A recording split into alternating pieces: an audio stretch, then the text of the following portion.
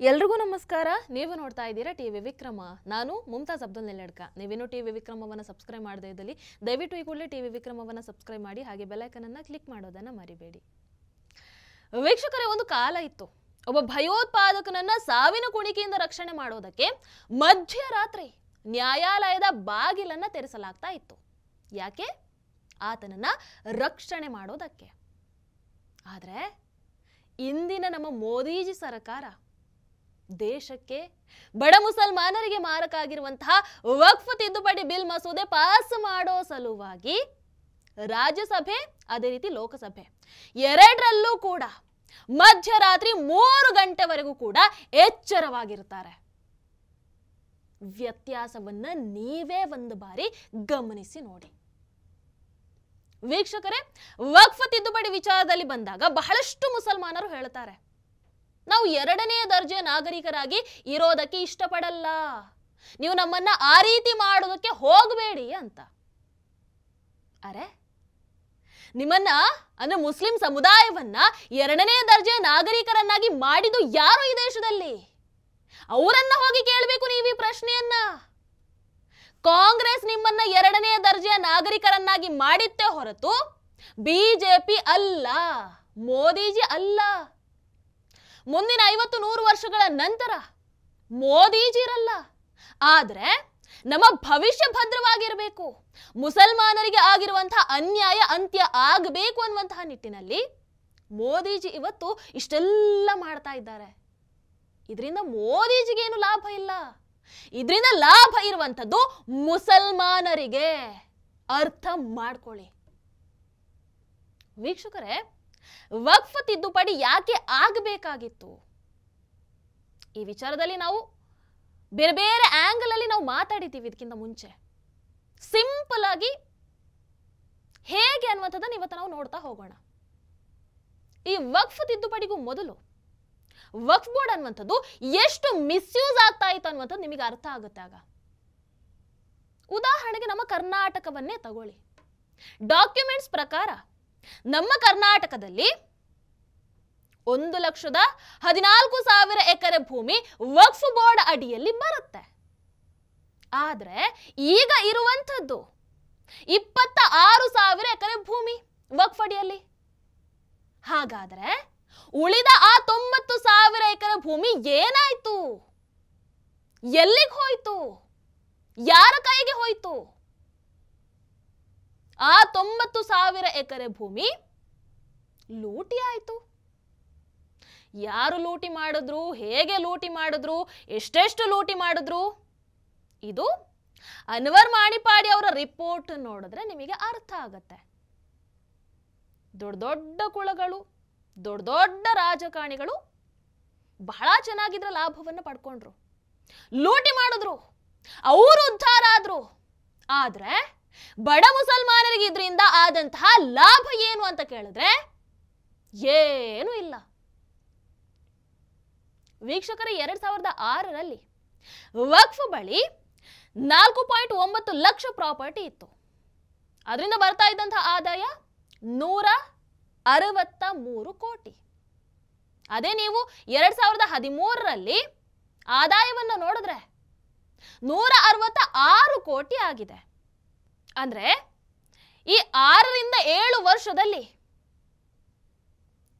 Property ಜಾಸ್ತಿ ಆಯ್ತು, ಆದ್ರೆ ಆದಾಯ ಅನ್ನುವಂಥದ್ದು ಕೇವಲ 3 ಕೋಟಿ ಮಾತ್ರ ಜಾಸ್ತಿ ಆಗಿದ್ದ? ಇಲ್ಲ. ಹಾಗಾದ್ರೆ ಅದು ಎಲ್ಲಿಗೆ ಹೋಯ್ತು? ಪ್ರಶ್ನೆ ಬರುತ್ತಲ್ವಾ. 30ರಿಂದ 40 ವರ್ಷಗಳ ಹಿಂದೆ ಬಾಡಿಗೆಗೆ ಕೊಟ್ಟಂತಹ ವಕ್ಫ್ಗೆ ಸಂಬಂಧಿಸಿದಂತಹ ಬಿಲ್ಡಿಂಗ್ಗಳನ್ನ ನೀವು ನೋಡಿ. 30ರಿಂದ 40 ವರ್ಷಗಳ ಹಿಂದೆ ತಿಂಗಳಿಗೆ ಬಾಡಿಗೆ ಒಂದು 5,000 ಅಂತ ಇಟ್ಕೊಳ್ಳೋಣ ನಾವು. ಆದ್ರೆ ಈಗ ಉದಾಹರಣೆಗೆ ತಗೊಳ್ಳೋದಾದ್ರೆ ಬೆಂಗಳೂರಿನ ವಿನ್ಸೆಂಟ್ ಮ್ಯಾನರ್ ಹೋಟೆಲ್, ಇದು ವಕ್ಫ್ ಆಸ್ತಿ ಅಡಿಯಲ್ಲಿ ಬರುತ್ತೆ. ಅದರಿಂದ ತಿಂಗಳಿಗೆ ಬರ್ತಾ ಇರುವಂತಹ ಬಾಡಿಗೆ ಎಷ್ಟು ಗೊತ್ತಾ? 15,000. ಒಂದು 5 ಸ್ಟಾರ್ ಹೋಟೆಲ್ ನಿಂದ ತಿಂಗಳಿಗೆ 15,000 ಬಾಡಿಗೆ ಬರುತ್ತೆ ಅಂತಂದ್ರೆ ನಂಬೋಕ್ಕಾಗತ್ತಾ? ಇಲ್ಲ. ಅಲ್ಲಿ ಅವರು ಅದಕ್ಕಿಂತ ಜಾಸ್ತಿ ಕೊಡ್ತಾ ಇರಬಹುದು, ಆದ್ರೆ ಅದು ಇಲ್ಲಿ ವಕ್ಫಿಗೆ ಬಂದು ಸೇರ್ತಾ ಇಲ್ಲ. ಮಧ್ಯದಲ್ಲಿ ತಿಂತಾ ಇರೋರು ಯಾರು ಹಾಗಾದ್ರೆ? ಅದಕ್ಕಾಗಿ ನಾವು ಹೇಳಿದ್ದು ವಕ್ಫ್ ತಿದ್ದುಪಡಿ ಆಗಬೇಕು. ಅದಕ್ಕಾಗಿನೇ ವಕ್ಫ್ ತಿದ್ದುಪಡಿ ಆಗಿರುವಂಥದ್ದು. ಇನ್ನು ಮುಂದೆ ಈ ರೀತಿ ಆಗಬಾರ್ದು. ಇನ್ನು ಮುಂದೆ ಯಾವುದೇ ರೀತಿಯಾದಂತಹ ಸೋರಿಕೆ ಆಗಬಾರ್ದು. ಯಾಕಂದ್ರೆ ಎಲ್ಲವೂ ಕೂಡ ಡಾಕ್ಯುಮೆಂಟ್ ಆಗತ್ತೆ, ಡಾಕ್ಯುಮೆಂಟ್ ಅಲ್ಲಿ ಇರುತ್ತೆ. ಪ್ರತಿ ಲೆಕ್ಕವನ್ನ ಕೂಡ ಡಿಸಿ ಜಿಲ್ಲಾಧಿಕಾರಿ ಪರಿಶೀಲನೆ ಮಾಡ್ತಾರೆ. ಈಗ ಅಂದಾಜಿನ ಪ್ರಕಾರ 359 ಕೋಟಿ ಇರುವಂತಹ ವಕ್ಫ್ ಆದಾಯ ಈಗ ತಿದ್ದುಪಡಿ ಆಯ್ತಲ್ವಾ, ಇನ್ನು ಮುಂದೆ 12,000 ಕೋಟಿಗೆ ಏರಿಕೆ ಆಗುವಂತಹ ಸಾಧ್ಯತೆ ಇದೆ ವಕ್ಫ್ ತಿದ್ದುಪಡಿಯಿಂದಾಗಿ. ಕೇವಲ ಅಂದಾಜು ನಾನು ಹೇಳಿರುವಂಥದ್ದು, ಅದಕ್ಕಿಂತ ಜಾಸ್ತಿ ಕೂಡ ಆಗಬಹುದು. ಯಾರಿಗೆ ಇದರಿಂದ ಲಾಭ? ಬಡ ಮುಸಲ್ಮಾನರಿಗೆ. ಅರ್ಥ ಮಾಡ್ಕೊಳ್ಳಿ ಅಲ್ಲ. ಈಗ ನಿಮ್ಗೆ ಅರ್ಥ ಆಗಬೇಕು ಯಾಕೆ ದೊಡ್ಡ ದೊಡ್ಡ ರಾಜಕೀಯ ಕುಳಗಳಾಗಿರಬಹುದು, ಮುಸ್ಲಿಂ ನಾಯಕರಾಗಿರಬಹುದು ಇದನ್ನ ವಿರೋಧ ಮಾಡ್ತಾ ಇದ್ರು ಅಂತ. ವೀಕ್ಷಕರ, ವಿರೋಧ ಪಕ್ಷದವರು ವೇದಿಕೆ ಮೇಲೆ ಬಂದು ತಮ್ಮ ಸ್ಪೀಚ್ಗಳಲ್ಲಿ ದೊಡ್ಡದಾಗಿ ಹೇಳ್ತಾರೆ, ನಾವು ಮುಸ್ಲಿಂ ಪರ, ನಿಮ್ಮನ್ನ ಯಾವತ್ತೂ ನಾವು ಬಿಟ್ಟೇ ಕೊಡಲ್ಲ ಅಂತ ನಾಟಕ ಮಾಡ್ತಾರೆ. ಆದರೆ ಒಂದು ಬಾರಿ ಕಣ್ಣು ತೆರೆದು ವಾಸ್ತವವನ್ನು ನೋಡಿದ್ರೆ ನಿಮಗೆ ಅರ್ಥ ಆಗುತ್ತೆ, ಮುಸಲ್ಮಾನರ ನೈಜ ಏಳಿಗೆಗೆ ಶ್ರಮಿಸ್ತಾ ಇರುವಂಥದ್ದು ಮೋದಿಜಿ ಅಂತ. ಅದು ಟ್ರಿಪಲ್ ತಲಾಕ್ ನಿಷೇಧದ ಮೂಲಕ ಆಗಿರಬಹುದು. ಇಸ್ಲಾಮಿಕ್ ರಾಷ್ಟ್ರ ಈಜಿಪ್ಟ್ನಲ್ಲಿ ಟ್ರಿಪಲ್ ತಲಾಕ್ 1929ರಲ್ಲಿ ತೆಗೆದು ಹಾಕ್ತಾರೆ. ಇನ್ನು ಸುಡಾನ್ನಲ್ಲಿ 1929ರಲ್ಲಿ, ಬಾಂಗ್ಲಾದೇಶದಲ್ಲಿ 1972ರಲ್ಲಿ, ಇರಾಕ್ನಲ್ಲಿ 1959ರಲ್ಲಿ, ಇನ್ನು ಸಿರಿಯಾ 1953ರಲ್ಲಿ, ಮಲೇಷಿಯಾ 1969ರಲ್ಲೇ ತೆಗೆದು ಹಾಕ್ತಾರೆ. ಆದರೆ ನಮ್ಮ ದೇಶದಲ್ಲಿ ಮುಸ್ಲಿಂ ಹೆಣ್ಣು ಮಕ್ಕಳಿಗೆ ಟ್ರಿಪಲ್ ತಲಾಕ್ ಅನ್ನು ತೆಗೆದು ಹಾಕಿ ನ್ಯಾಯವನ್ನ ಒದಗಿಸಿಕೊಡೋದಕ್ಕೆ ಮೋದಿಜಿನೇ ಬರಬೇಕಾಯ್ತು ನೋಡಿ. ಈಗ ವಕ್ಫ್ ಬಿಲ್ ತಿದ್ದುಪಡಿಗೂ ಕೂಡ ಮೋದಿಜಿನೇ ಬರಬೇಕಾಯ್ತು. ಪ್ರತಿ ಒಂದು ಹೆಜ್ಜೆಯಲ್ಲೂ ಕೂಡ ಮುಸಲ್ಮಾನರ ಏಳಿಗೆಗೆ ಏನು ಬೇಕೋ ಅವೆಲ್ಲವನ್ನ ಕೂಡ ಮೋದಿಜಿ ಮಾಡ್ತಾನೆ ಇದ್ದಾರೆ.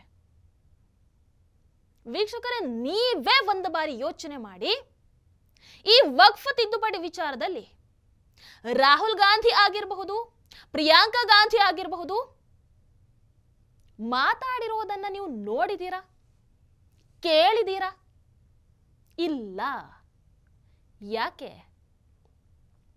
ಒಂದು, ದಲಿತರ ಮತಗಳನ್ನ ಕಳ್ಕೊಳ್ಬಾರ್ದು ಅನ್ನುವಂಥದ್ದು. ಇಲ್ಲಿ ಅದಕ್ಕಿಂತ ಮುಖ್ಯವಾದಂತಹ ಒಂದು ಅಂಶ ಇದೆ. ಏನು? ರಾಹುಲ್ ಗಾಂಧಿ ಅದೇ ರೀತಿ ಪ್ರಿಯಾಂಕಾ ಗಾಂಧಿ ಎಲ್ಲಿಂದ ಬಂದಿದ್ದಾರೆ? ಎಲ್ಲೇ ಸಂಸದರು? ಕೇರಳ, ಹೌದಲ್ವಾ?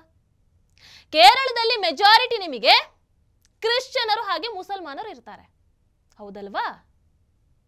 ಇಲ್ಲಿ ಏನಾಗಿದೆ ಅಂತ ಹೇಳಿದ್ರೆ, ಕ್ರಿಶ್ಚಿಯನರು ವಕ್ಫ್ ತಿದ್ದುಪಡಿಗೆ ತಮ್ಮ ಸಹಮತ, ತಮ್ಮ ಪೂರ್ಣ ಬೆಂಬಲವನ್ನು ಸೂಚಿಸಿದ್ರು. ಈಗ ಇವರು ಮುಸಲ್ಮಾನರನ್ನ ಓಲೈಕೆ ಮಾಡೋದಕ್ಕೆ ಈ ವಕ್ಫ್ ತಿದ್ದುಪಡಿಯ ವಿರುದ್ಧ ಮಾತನಾಡಿದ್ದೇ ಆದಲ್ಲಿ ಆ ಕಡೆ ಕ್ರಿಶ್ಚಿಯನ್ ಮತಗಳನ್ನ ಕಳ್ಕೊಳ್ಬೇಕಾಗತ್ತೆ. ಮುಸಲ್ಮಾನರಿಗೆ ಇಷ್ಟಾದ್ರೂ ಅರ್ಥನೇ ಆಗಲ್ವಲ್ಲ. ರಾಹುಲ್ ಗಾಂಧಿ ಒಬ್ಬ ವಿರೋಧ ಪಕ್ಷದ ನಾಯಕಾರಿ. ಸದನದಲ್ಲಿ ಅವರು ಮಾತಾಡ್ಬೇಕಿತ್ತು ಬೇಡವೋ? ಮಾತಾಡ್ಬೇಕಾಗಿತ್ತು. ಆದ್ರೆ ಮೊದಲು ಸದನಕ್ಕೆ ಬಂದಿದ್ರ ಕೇಳಿ. ವೋಟ್ ಮಾಡೋದಕ್ಕೆ ಬಂದ್ರು, ಹೋದ್ರು. ಈತೊಬ್ಬ ಪ್ರಧಾನಿ ಆಕಾಂಕ್ಷಿ ಅಂತೆ, ಬಿಡಿ ಅದು ಹೋಗ್ಲಿ. ಈ ವ್ಯಕ್ತಿಗೆ ಮುಸಲ್ಮಾನರ ಮೇಲೆ ಅಷ್ಟು ಪ್ರೀತಿ ಇದ್ದಿದ್ರೆ ನಿಜವಾಗ್ಲೂ ಮಾತಾಡ್ಬೇಕಾಗಿತ್ತಲ್ವಾ? ಇಲ್ಲ. ಈ ಕಡೆ ಕೇರಳ ವೋಟ್ ಬ್ಯಾಂಕ್ ಲಾಸ್ ಆಗತ್ತಲ್ಲ, ಕ್ರಿಶ್ಚಿಯನರ ವೋಟ್ ಬ್ಯಾಂಕ್ ಲಾಸ್ ಆಗತ್ತಲ್ವಾ? ಇದು ಯಾರು ಅರ್ಥ ಮಾಡ್ಕೊಳ್ತಾರೆ? ಯಾರಿಗೆ ಅರ್ಥ ಆಗುತ್ತೆ ಇದು? ವಕ್ಫ್ ಬೋರ್ಡ್ ಅಡಿಯಲ್ಲಿ ಅಷ್ಟು ಲಕ್ಷ ಎಕರೆ ಪ್ರಾಪರ್ಟಿ ಇದೆ, ಇಷ್ಟು ಲಕ್ಷ ಎಕರೆ ಪ್ರಾಪರ್ಟಿ ಇದೆ ಅಂತ ಹೇಳ್ತೀರಿ. ಆದ್ರೆ ಅದು ಒಂದು ಸರಿಯಾದ ರೀತಿಯಲ್ಲಿ ವಿನಿಯೋಗ ಆಗಬೇಕೋ ಬೇಡವೋ? ಅದಕ್ಕೊಂದು ಉತ್ತರದಾಯಿತು ಅನ್ನುವಂಥದ್ದು ಬೇಕೋ ಬೇಡವೋ? ಒಂದು ರೂಪುರೇಷೆ ಅನ್ನುವಂಥದ್ದು ಬೇಕೋ ಬೇಡವೋ? ಮುಸಲ್ಮಾನರ ಕಲ್ಯಾಣ, ಬಡ ಮುಸಲ್ಮಾನರ ಕಲ್ಯಾಣ ಆ ಮೂಲಕ ಆಗಬೇಕೋ ಬೇಡವೋ? ಅದಕ್ಕೋಸ್ಕರನೇ ಮೋದಿಜಿ ವಕ್ಫ್ ತಿದ್ದುಪಡಿಯನ್ನ ಮಾಡಿರುವಂಥದ್ದು. ವೀಕ್ಷಕರೇ, ವಿಪಕ್ಷಗಳು ಅದೇ ರೀತಿ ಮುಸ್ಲಿಂ ನಾಯಕರು ಈ ವಕ್ಫ್ ತಿದ್ದುಪಡಿಯನ್ನ ಯಾವ ರೀತಿ ಬಿಂಬಿಸೋದಕ್ಕೆ ಆರಂಭ ಮಾಡಿದ್ರು ಅಂತ ಹೇಳಿದ್ರೆ, ಬಿಜೆಪಿ ಎಲ್ಲವನ್ನ ಕಬ್ಜಾ ಮಾಡ್ತಾ ಇದೆ ಅಂತ. ನಿಮಗೆ ಗೊತ್ತಾ, ಟರ್ಕಿ ಮುಸ್ಲಿಂ ರಾಷ್ಟ್ರ. ಅವರು 1924ರಲ್ಲಿ ಅಲ್ಲಿ ವಕ್ಫ್ ಮ್ಯಾನೇಜ್ಮೆಂಟ್ ಅನ್ನು ಜಾರಿಗೆ ತರ್ತಾರೆ. ಎಲ್ಲ ವಕ್ಫ್ ಬೋರ್ಡ್ ಗವರ್ಮೆಂಟ್ ಅಂಡರ್ಗೆ ತರ್ತಾರೆ. ಯಾಕೆ? ಉತ್ತಮ ನಿರ್ವಹಣೆ ಆಗಲಿ, ಪಾರದರ್ಶಕತೆ ಇರಲಿ, ದುರುಪಯೋಗ ಆಗದೇ ಇರಲಿ ಅಂತ. ಅದು ಯಾವಾಗ? 1924ರಲ್ಲೇ. ಅಷ್ಟೇ ಅಲ್ಲ, ಇನ್ನೂ ಇವೆ ಮುಸ್ಲಿಂ ಡಾಮಿನೇಟೆಡ್ ಸ್ಟೇಟ್ಸ್. ಯಾವುದು? ಮಲೇಷಿಯಾ ಆಗಿರಬಹುದು, ಸೌದಿ ಅರೇಬಿಯಾ ಆಗಿರಬಹುದು, ಇಂಡೋನೇಷಿಯಾ ಆಗಿರಬಹುದು, ಇರಾನ್ ಆಗಿರಬಹುದು, ಕುವೈತ್, ಸಿರಿಯಾ, ಲೆಬನಾನ್. ಈ ಎಲ್ಲ ಮುಸ್ಲಿಂ ರಾಷ್ಟ್ರಗಳಲ್ಲಿ ವಕ್ಫ್ ಮಂಡಳಿ ಸರಕಾರದ ಹಿಡಿತದಲ್ಲಿದೆ. ಸರಕಾರದ ಹಿಡಿತಕ್ಕೆ ತರ್ತಾರೆ ಅವರು. ಒಂದೊಂದು ರೂಪಾಯಲ್ಲೂ ಪಾರದರ್ಶಕತೆ ಇರಲಿ, ಎಲ್ಲಿ ಹೇಗೆ ಯಾರಿಗೆ ವಿನಿಯೋಗ ಆಗಬೇಕೋ ಅದು ಹಾಗೆ ವಿನಿಯೋಗ ಆಗಲಿ, ಅದವರ ಉದ್ದೇಶ. ಅಲ್ಲಿ ಮುಸ್ಲಿಂ ರಾಷ್ಟ್ರದಲ್ಲಿ ಅವ್ರು ಯಾರಿಗೂ ಕೂಡ ಇದು ಸಮಸ್ಯೆನೇ ಅಲ್ಲ. ಆದ್ರೆ ನಮ್ಮ ಭಾರತದಲ್ಲಿ ಎಲ್ಲದಕ್ಕೂ ಸಮಸ್ಯೆ. ಟರ್ಕಿಯಂತಹ ಮುಸ್ಲಿಂ ರಾಷ್ಟ್ರ 100 ವರ್ಷಗಳ ಹಿಂದೆನೆ ವಕ್ಫ್ನಲ್ಲಿ ದುರುಪಯೋಗ ಆಗಬಾರ್ದು, ಎಲ್ಲವನ್ನ ಕೂಡ ಡಿಜಿಟಲೈಸ್ ಮಾಡಬೇಕು, ಎಲ್ಲಿ ಯಾವುದು ಯಾರಿಗೆ ವಿನಿಯೋಗ ಆಗಬೇಕೋ ಅದು ಹಾಗೆ ವಿನಿಯೋಗ ಆಗಬೇಕು, ಬಡವರ ಕಲ್ಯಾಣ ಆಗಬೇಕನ್ನುವಂತಹ ಯೋಚನೆಯನ್ನ ಮಾಡ್ತಾರೆ. ಆದ್ರೆ ಇಲ್ಲಿ ನಮ್ಮ ಭಾರತದಲ್ಲಿ ಅದು ಯಾಕೆ ಆಗಲಿಲ್ಲ? ಯಾಕೆಂದ್ರೆ 70 ವರ್ಷ ನಮ್ಮ ದೇಶವನ್ನ ಆಳಿದಂತಹ ಭ್ರಷ್ಟ ಕೈಗಳು. ಆದ್ರೆ ಇನ್ನು ಮುಂದೆ ಅದು ಆಗಲ್ಲ. ಅದಕ್ಕಾಗೆ ವಕ್ಫ್ ತಿದ್ದುಪಡಿ ಆಗಿರುವಂಥದ್ದು. ವೀಕ್ಷಕರೇ, ಮೋದಿಜಿ ವೋಟ್ ಬ್ಯಾಂಕ್, ಈ ವೋಟು ಇವೆಲ್ಲದರ ಹೊರತಾಗಿ ದೇಶದ ಒಳಿತಿಗೆ, ಬಡವರ ಒಳಿತಿಗೆ ಏನು ಮಾಡಬೇಕು ಅವೆಲ್ಲವನ್ನ ಮಾಡ್ತಾರೆ. ಪ್ರತಿ ವಿಚಾರದಲ್ಲೂ ಕೂಡ ಅವರು ಅದನ್ನ ಯೋಚನೆ ಮಾಡ್ತಾರೆ. ಇಲ್ಲಿ ಇನ್ನೊಂದು, ವಕ್ಫ್ ತಿದ್ದುಪಡಿ ಮಾಡಿದ್ರು, ಇನ್ನು ಎಲ್ಲವೂ ಕೂಡ ಸರ್ಕಾರ ತನ್ನ ಹಿಡಿತಕ್ಕೆ ತೆಗೆದುಕೊಂಡು ಬಿಡುತ್ತೆ, ಇನ್ನು ಎಲ್ಲವೂ ಕೂಡ ಅವರು ಹೇಳಿದ ಹಾಗೆ ನಡೆಯುತ್ತೆ, ಎಲ್ಲ ಕೂಡ ಮೋದಿಜಿ ಕಂಟ್ರೋಲಿಗೆ ಬರುತ್ತೆ, ಈ ರೀತಿ ಮಾತಾಡೋರು ಇದ್ದಾರೆ. ತಪ್ಪು. ದಯವಿಟ್ಟು ಅಂತಹ ಸುಳ್ಳು ಸುದ್ದಿಯನ್ನು ಹಬ್ಬಿಸಬೇಡಿ. ವಕ್ಫ್ ಬೋರ್ಡ್, ವಕ್ಫ್ ಟ್ರಿಬ್ಯುನಲ್, ವಕ್ಫ್ ಕೌನ್ಸಿಲ್ ಇವರೇ ಇದನ್ನ ನಡೆಸ್ಕೊಂಡು ಹೋಗ್ತಾರೆ. ಆದರೆ ಅದಕ್ಕೆ ಒಂದಷ್ಟು ರೂಪುರೇಷೆಯನ್ನ ಕೊಟ್ಟು, ಒಂದಷ್ಟು ನಿಯಮಗಳನ್ನ ತಂದು, ಸಿಸ್ಟಮ್ಯಾಟಿಕ್ ಆಗಿ ಪಾರದರ್ಶಕತೆ ಇರೋ ಹಾಗೆ ನೋಡ್ಕೊಳ್ತಾರೆ. ಹಣವನ್ನ ಮಧ್ಯದಲ್ಲಿ ಯಾರೂ ನುಂಗಬಾರದು, ಯಾರಿಗೂ ಕೂಡ ಇದನ್ನ ದುರುಪಯೋಗ ಪಡಿಸ್ಕೊಳ್ಳೋದಕ್ಕೆ ಅವಕಾಶ ಸಿಗಬಾರದು. ಇದು ಈ ವಕ್ಫ್ ತಿದ್ದುಪಡಿಯ ಮುಖ್ಯ ಉದ್ದೇಶ. ವೀಕ್ಷಕರೇ, ಈಗ ನೀವೇ ಯೋಚನೆ ಮಾಡಿ, ನೀವೇ ಹೇಳಿ, ವಕ್ಫ್ ತಿದ್ದುಪಡಿ ಐತಿಹಾಸಿಕ ನಿರ್ಣಯ ಹೌದು ಅಲ್ವೋ? ವಕ್ಫ್ ತಿದ್ದುಪಡಿ ಅನ್ನುವಂಥದ್ದು ಹಿಸ್ಟಾರಿಕಲ್ ಡಿಸಿಷನ್. ಒಪ್ತೀರೋ ಇಲ್ವೋ? ಒಪ್ಪಬೇಕು, ಒಪ್ಪಲೇಬೇಕು. ಅದನ್ನ ಮಾಡಿದ್ದು ನರೇಂದ್ರ ಮೋದಿಜಿಯವರೇ ಅನ್ನುವಂತಹ ಸತ್ಯವನ್ನು ಕೂಡ ಎಲ್ಲರೂ ಒಪ್ಕೊಳ್ಬೇಕು. ಕಾಂಗ್ರೆಸ್ ಇಷ್ಟು ವರ್ಷ ಮುಸಲ್ಮಾನರನ್ನ ವೋಟ್ ಬ್ಯಾಂಕಿಗಾಗಿ ಬಳಸ್ಕೊಂಡು ಪಕ್ಕದಲ್ಲಿ ಇಟ್ಟಿದ್ದಲ್ಲದೆ ಮಾಡಿದ್ದೇನಿಲ್ಲ ಮುಸಲ್ಮಾನರಿಗೆ.